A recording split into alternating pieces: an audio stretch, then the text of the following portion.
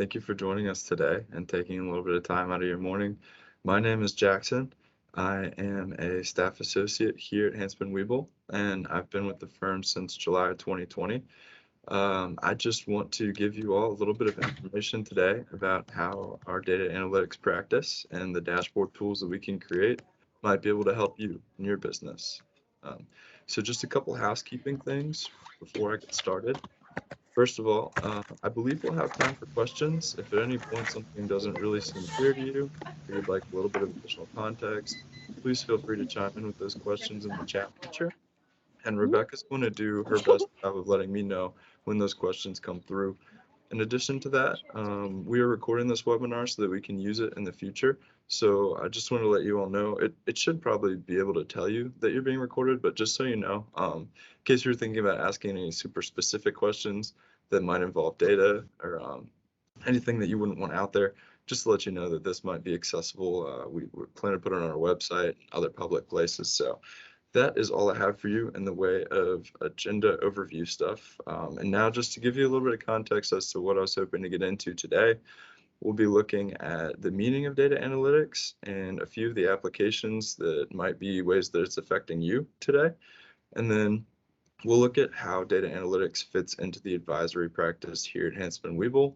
And then I will hopefully show you a few examples of data analytics tools that we can provide so that you have a little bit more clarity as to how that works from a business standpoint. And then if we have time at the end and you haven't had a chance to ask any questions, I'd like to give you a few minutes to do so. So without further ado, I'll go ahead and get started. Data analytics is a buzz term that you've probably heard here and there throughout the last couple of years. It's definitely growing each and every day in every industry. As far as we're concerned with the term data analytics, what we believe it to refer to is the process of analyzing raw data and then drawing conclusions based on that information. So some of the uses that you might see in today's world when it comes to transportation, we're looking at if you come to work and you use Google Maps or Apple Maps or something to that effect, an onboard GPS in your car, it's using these analytic services to plan routes and to look for traffic congestion and to make it not only the fastest possible route for you to get to work, but also minimize accidents and closures and that sort of thing. So that's one way that it might have impacted you as recently as today. Another way that analytics is finding its way in this world and finding a larger foothold in the supply chain and the logistics industry is when it comes to the processing of new products. Analytics is used to track raw materials from their inception to the end product. And it's also being used to figure out ways that we can better forecast demand. It's helping us reduce lead times and it's helping us produce things faster. The reason that's important is because I don't know about you all, but I've definitely become a little bit less patient. And I think that's a trend that we're seeing with a lot of people, especially younger people. And it's extremely valuable to have a tool like analytics to reduce the time that we have to wait for things. Definitely would also help to be a little bit more patient as people, but analytics is definitely in all different disciplines helping us to become a little bit more efficient and a little bit more capable of doing business quickly and effectively. So now just to give you a little bit of overview of how Hansman Weeble handles analytics. As many of you may know, we have an advisory service line that has been part of our business for a number of years now. The business insights and analytics division of advisory is definitely relatively new within the last couple of years. I believe it's about as new as I am to the firm, but what makes analytics different is instead of just utilizing the human side of things, which is really what advisory is, we're also looking at the technology side of things. So with a lot of business advisory, our main goal is to look at your objectives and to hear you out on some of your goals, to find out what it is you're looking for in the future and what direction you'd like to go with your business through one of these disciplines, and giving you some resources and some tips based on our knowledge and our experience that might help you do better business. Analytics really brings in that technological side. So we're taking that body of data. We're hoping that it's current. We're hoping it's accurate.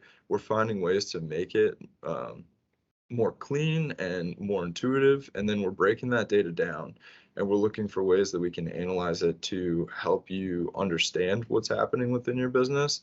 And then based on that, we're looking to make some recommendations, just as other advisory service lines would work. We're really just emphasizing that technology side of things.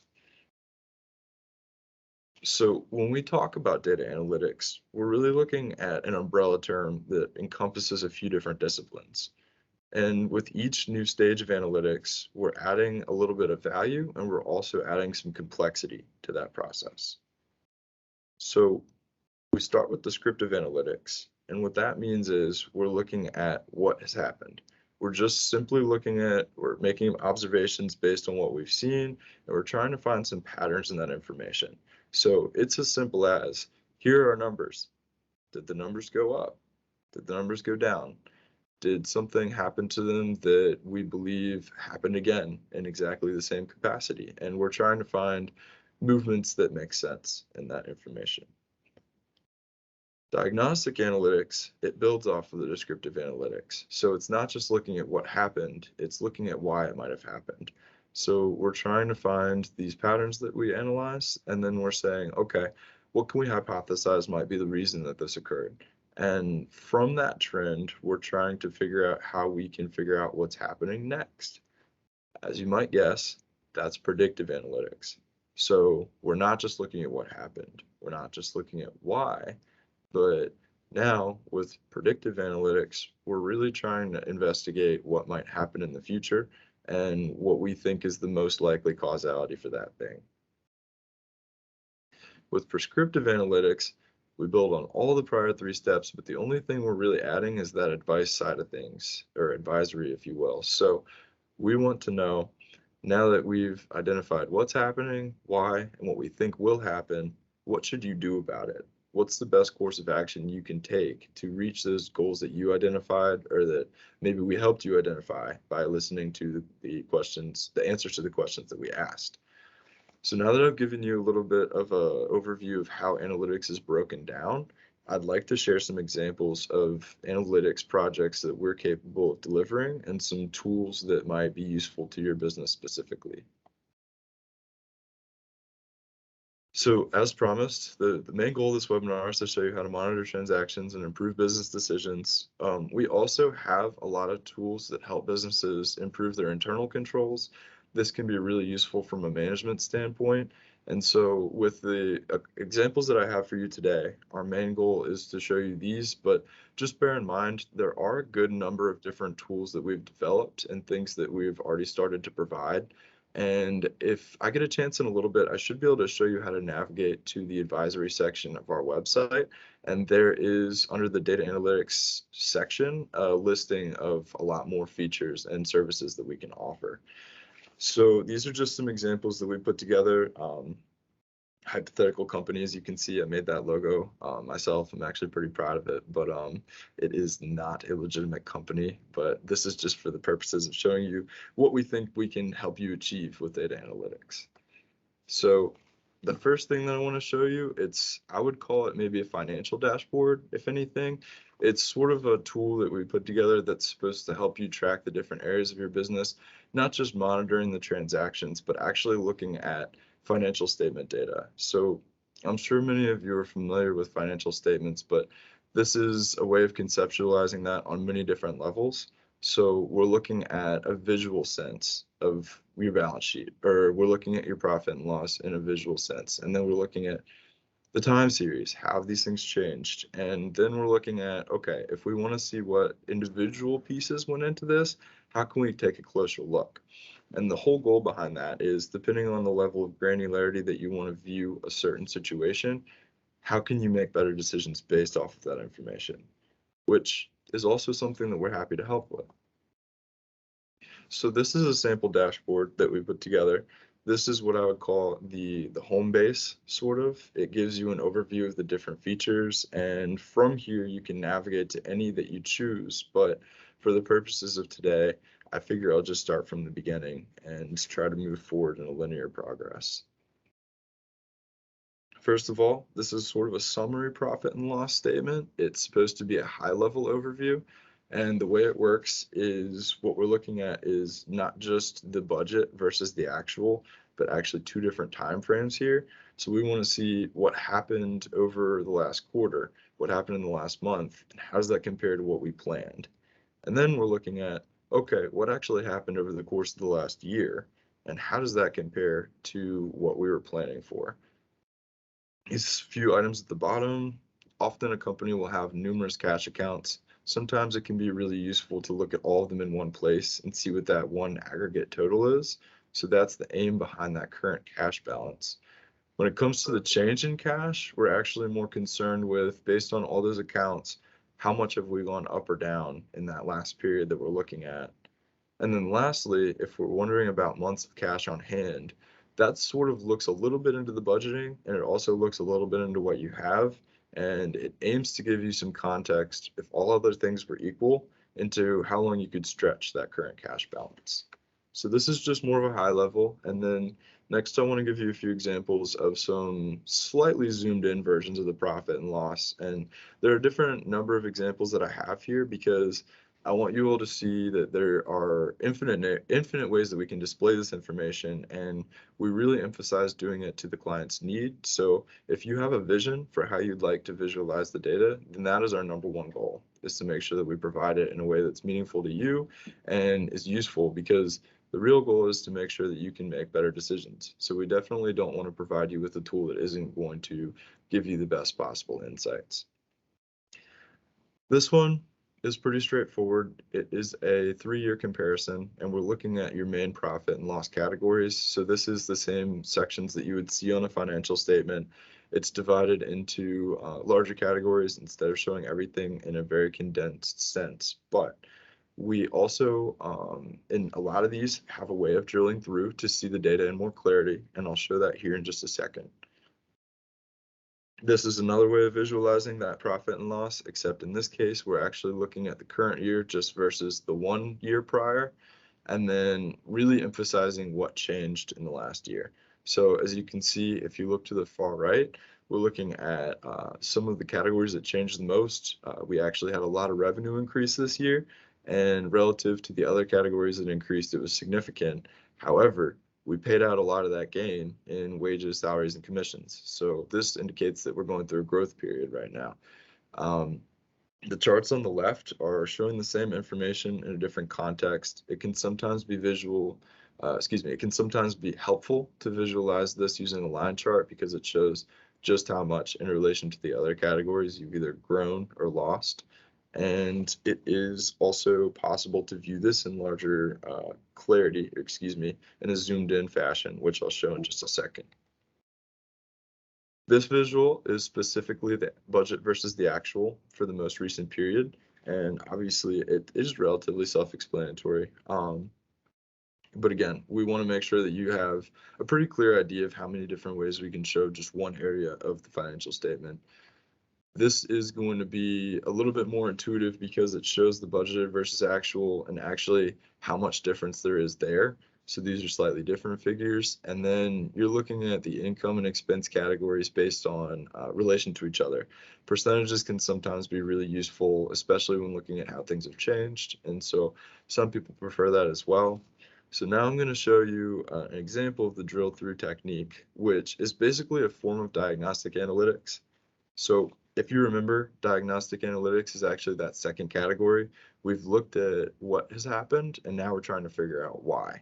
So one really good way to do that would be if you're looking at one of these diagrams and say, oh, okay, like I'm kind of interested why this wages, salaries, and commissions category grew by so much. Now I'm going to actually right click in a real dashboard. That's how you'd go about this. And then you're going to select drill through and go to the transaction detail.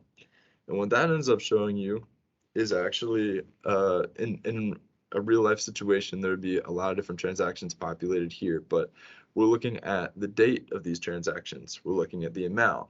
We're trying to figure out which accounts that it hit and what the name of the transaction was, and then what are some details about it. So just like a pretty, I'd say, in-depth look at the numbers that went into a particular figure. And then just like any other drill through example that I show you, there's always going to be a way to go back to where you just were. So in this case, we'd select this most recent page option right here, and it would take us right back to where we were. In this case, we're going to move on to another dashboard slide though, just for the sake of time. So this is one final way of showing the profit and loss. In this example, I would say we're looking at a company that does a number of different service lines. And so you're looking at the inflows and outflows for a particular month based on each program or each service that they offer. So we can obviously show this in a little bit more of a small time frame, and we can also show this in a little bit more clarity. All of these have drilled through ability, just like I showed you before. Now I want to show you some balance sheet items, just because we've done a lot of profit and loss stuff. There are 100 different ways we can go with this, but I really want to keep it to the meat and bones so that we don't go too far off on a tangent. So this is a overview of the balance sheet for this particular company. We would be looking at these main categories for the balance sheet. So nothing too in depth, and definitely no time series here, but that's another way that might be really helpful to visualize. Sometimes if you're looking at big asset categories or if you're looking at large net assets, they're not changing a lot year to year, period to period. So sometimes it's just helpful to look at an aggregate like this and see how they stack up percentage wise. I believe the next thing that I have for you all is a little bit along the along the lines of that third area of analytics. So we're actually going to look at the predictive side. We're not anymore just looking at what happened. We're not anymore just looking at why, but now we're actually trying to make some predictions based on that data. So this is hopefully a relatively simple example. Like I said, I don't want to get too complicated today, but I'd really like to answer questions if you all have any after the presentation, or if you'd like to look at it more closely, it would be an opportunity to reach out to some of us. But for today's purposes, this is one of the simple ways that we can predict what's going to happen with a particular company's sales or, expense categories based on what's happened in the past couple of years. So if you look at the darker blue, that's actually our current year. And then the ones to the left of that are going to be our first and second years prior. And then this green category right here, that's actually where we're looking at what's happening next based on a simple moving average. So as you can see, for something like sales or for something like cost of goods sold, it seems to be moving in a pretty linear fashion. For something like dividends or for something like these contributions over here, we're actually seeing it's not linear. And that's because it's been unpredictable in the past. And so we can't necessarily say for sure what's going to happen, but we have a pretty good idea that it's going to land somewhere on the needle of where it's been. So that's just a little example of how we can do things with predictions. The next step for that would be the prescriptive side. So that's tier 4, if you remember our chart. And what we're doing with the prescriptive side is we're taking a look at this with you and we're saying, okay, we have a pretty good idea of what's happened and we think we know what's going to happen. What are you going to do to maximize your resources? And what are you going to do to make the best decisions with the inputs you know you have at your disposal? So, and then like with any of these, you should be able to navigate to the contents. And so you can go right back to the page that you started at. And this will give you a really useful way to get around without having to go back and forth, back and forth. And it's just a nice way to keep things organized. So next, I'm going to give you a little example of something kind of different. That was more on the financial side of things. Obviously, you might have people in your organization that are concerned with the finances and also with management, but sometimes it's different beasts. And so this tool is supposed to give a little bit more insight into how you could use data analytics to help you from a managerial standpoint. This particular example deals with an audit trail. I don't know how many of you are familiar with an audit trail. I'm actually a little bit new to the area, but from what I understand, a accounting software like QuickBooks, for example, will give you obviously your ability to install, or rather to record transactions as they occur. And at any given point, you're actually able to modify these transactions. So you can already probably see where I'm going with this. If you have multiple users that have access to your QuickBooks, anyone can make changes at any time as long as they have those permissions. And that can get a little bit difficult to manage, especially if you don't really know what's being changed or why.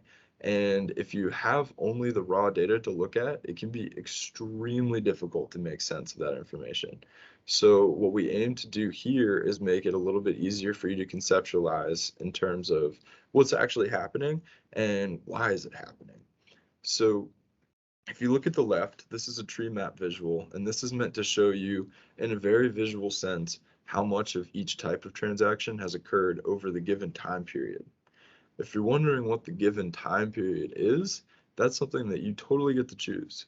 So if you want to make a different selection for that, you would go over and you would choose the original date that a set of transactions might have been entered. So this is really what time period you're evaluating at the given moment. And then you want to look at what date these entries were modified. And what that's going to tell you is, okay, after these things were originally entered, when were they changed? And that's what this chart at the very bottom is supposed to explain, except in a dollar sense. Excuse me. So what we're looking at here is, okay, over this relevant time period, what is the dollar value of the modifications that have been made in these transactions? Which ones do I need to pay the most attention to based on that? And this is showing right above it the number of changes by day of the week. The reason for this, definitely a little bit less relevant in today's world, but if you can picture, but back before we were doing everything online, back before we were all renting cloud space and things were a little bit more in-house, you could see a potential for someone to come in on a weekend or maybe just late in the evening and make some changes that would benefit them or the organization and do it in a sneaky way. And what management needs to do for their own sake is protect against that sort of occurrence. So the day of the week is really meant to track what it's more likely to be in terms of when things have been changed. And then we draw conclusions based off of that.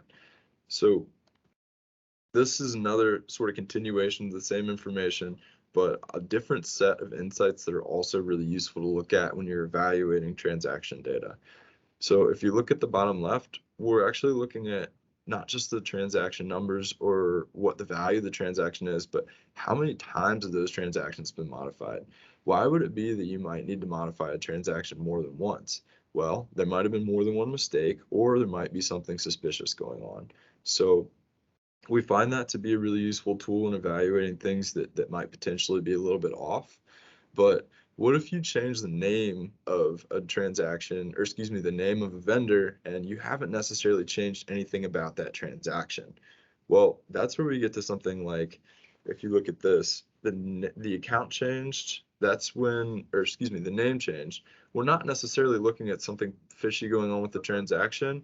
Rather, we've actually gone into QuickBooks and we've said, okay, we're going to change what this is called, and then QuickBooks automatically goes back and changes all those transactions. So that might not be something we actually need to be concerned with, but we do need to be able to discern the difference between things that we should be worried about and things that we shouldn't. And so that's sort of what we're aiming for with this. If you look at the number of changes by agent category up here at the top, the reason for that is very related. So if we're thinking about things that might actually be non-events, things that just had the name changed and not actually the transaction, some of those might have happened a really long time ago, and we're not so worried about those. So we can actually aggregate these into agent categories. So under 30, we're looking at within the last 30 days, and then 30 to 60, we're looking at, the last month, maybe two, and so on and so forth. After 120 days, we may not be so worried about it. So the reason that we don't continue the agent categories past that is because it might really just be that we're concerned with the more near-term occurrences in terms of things that might potentially be fraudulent. So in keeping with the concept of drill through, I wanted to show you how it works in an example like this, because it really is one of the best possible ways at looking at things under a closer lens. So here you can see under most common accounts modified, we've selected one of these fields and we're going to click drill through. Actually, I think I have a better example. So we're going to click drill through off of one of these transactions over here, because you can actually see what I'm selecting. We choose one of these transaction numbers and we want to see, okay, based on which of these we think we need to view right now, how can we look at the data more closely? So we go in, and just like with the prior example, this is going to show us the information in a lot more detail. So now we can see the transaction number for all relevant transactions. We can see the reason for change in each instance, the date it was entered, and the date that it was modified. And in case it's difficult to do the math in your head as to how long it's been, it'll show that as well, along with the name of the account, the name of the transaction, and then additional information as well. If you want to look at just one transaction, you can actually navigate to another page where you enter in that transaction number and then look at it even under look at it under even a closer lens. So you're looking at a lot of the similar information, but it kind of gives you it gives you a better data point without all the noise. Next, along the same lines, I want to show you a quick example that has to do with transaction data regarding risk scoring. So we call this a disbursement review, and basically the way it works is we're looking at who the vendors were or what we made payments to in the form of check, in the form of credit, however, and then we're looking at, based on the number of transactions that have gone to each potential payee, what is a risk score that we can assign them based on things we've observed. So just like before, you can adjust the relevant time frame, and then if you're really interested in how we reach these risk scores, it comes from a very specific set of criteria that we search. So these pie charts actually do a pretty good job of visualizing a lot of what's being looked at when we assign a transaction a risk score. Sometimes it might have to do with the transaction being rounded. Obviously, that's not always the biggest deal in the world, but it might not mean that it's the true number of the transaction value. If we see a specific keyword in the payee or in other areas of the transaction, that might be something to look at. If we see that the check date was on a weekend, like I said before, in a conventional sense, that might have been something significant that we need to take a look at, especially if you're a firm that's very much 8 or 9 to 5, Monday through Friday, and you don't stray from that. And then we're looking at potential duplicates. That's something that might just be really a genuine human mistake, but also something that we need to make sure that we account for. So next, just to show you one more example of the drill through, you would go on one of these and you would actually say, okay, I want to look at this specific payee. Let me look at the payment details behind this set of transactions. And then here, you'd be able to look at not just the specific payment type, but you'd actually be able to adjust the dates of the check and the invoice, and then see details based on that information. Lastly, before I move past the management tool, I want to show you a quick overview of the vendor summary. So this is all in keeping with making sure that we understand where our cash outflows are going and how our transactions are taking place. This is really just a high-level overview of, okay, who are the main people that we're doing business with? How has that compared to what it's been in the past? And what are the top changes that we've seen? And then not only that, but it really is useful sometimes to see things using a scale or a sliding scale based on how much of a change there's been, or just how much potential value we're putting into that specific vendor. So the real reason that we show you all this is because it might be totally different for your business, what tools you need to make sure that you're doing the best possible business. But that is our main objective, is to make sure that you have the resources you need to understand what's happening in-house. And then you may also, based on that information, be able to decide totally on your own what the best course of action is. But our goal is to help you with that as well. And so this is just one last example of how you would drill through from the vendor data, and you would see specifics based on each vendor and the dates of the entries and so forth. So I know that was a lot of information. I also hopefully didn't forget to cover anything, but there's always a good chance that I did. So I want to give you an opportunity to seek out more information if you'd like to. The way that that would work most easily for you would be to navigate to our website, which is just hwllp.cpa, and I will ask Rebecca to put that in the chat in case you don't already have access to that. So what we're going to do is we're just going to look at the home page. This is our beautiful team right here, and we're going to navigate to services and then advisory. And all you have to do is go down and select the Business Insights and Analytics. And then it'll show you a whole bunch of information that we have for the Business Insights and Analytics team, as well as service offerings and other things that we can provide. This is a brief little overview. And then this is an actual example of some of our services that we offer. And if you'd like to learn more, then you have the option to do so. In addition, we actually have some blog postings and some other things. There's a link to a webinar. I'm not entirely sure that it's working on mine because I'm viewing this in the cloud, but it's fully functional. So if you'd like to view previous webinars, feel free to do that as well. And I believe that this one will be made available soon. So not only will you be able to access this recording via an email that Rebecca is planning on sending with this information as well as the slides and contact information. But if you want to jot that down right now, this is our data analytics team, and we're working each and every day to figure out better ways of connecting with you all. So if you have a suggestion for a better way that we might be able to get in touch with you, or if you'd like additional contact information, feel free to reach out for that as well. Like I said, I know I covered a lot. I get excited. I move a little bit more quickly than I should, and I apologize for that. But I really do. I enjoy this stuff a lot, and it's very meaningful to me. And I wanted to convey as much as I possibly could without going over our time, which I think I'm like pretty much there, and I've gone just over. So if you have any other questions, feel free to let me know. I actually don't know if any have been asked because I can't see the chat feature, but I'll be happy to field those now if you do. The only question in the chat was they asked for you to repeat your name because it's not showing on your screen. Oh, I'm really sorry. But now it's showing in the slide. So okay, fantastic. Yeah, great job, Jackson. Thank you. Thank you. Any other questions?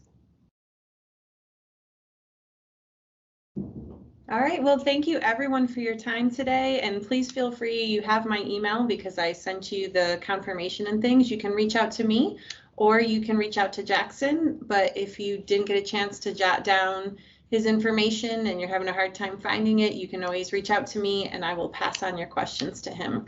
Thank you guys again. We really appreciate your participation today.